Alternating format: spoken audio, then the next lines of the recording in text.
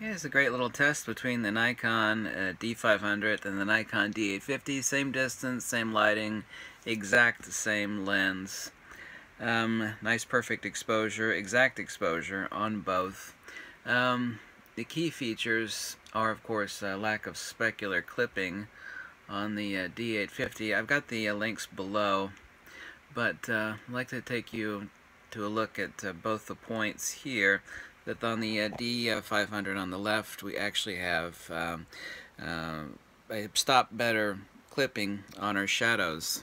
People think about specular clipping, they don't think about actually clipping, and muddy black gradation, so actually have better details, and the D850 muddies a lot less quickly than the D500 does. Additionally, so you can see it on the image of the viewfinder window on the Nikon D850 versus the D500, that the shadows are muddied and not differentiated anywhere near as well as on the Nikon D850.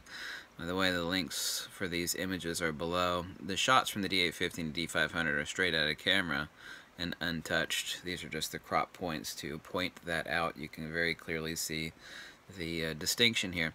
One of the things that adds to realism, and a lot of people don't consider, is how blacks are gradated. That actually lends to the realism. People think, well, you know, that's the shadow area. It's like, well, you have a gradation of shadow. The tonal range of blacks are as important as the highlights and the midtones. All of that adds to the realism. Tonality in speculars is as important. Often it is the case, especially in shooting low light situations where it's incredibly important. Then tonal gradation in the blacks and the shadows becomes incredibly important. So especially shooting low light, how the tonality of your blacks render. And this would be the case, as it should be.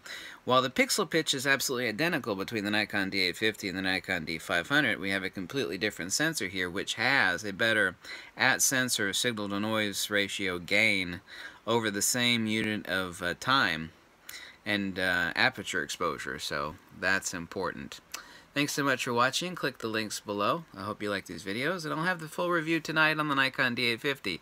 I have to head out and do some shooting with it today downtown with a few lenses, and thank you.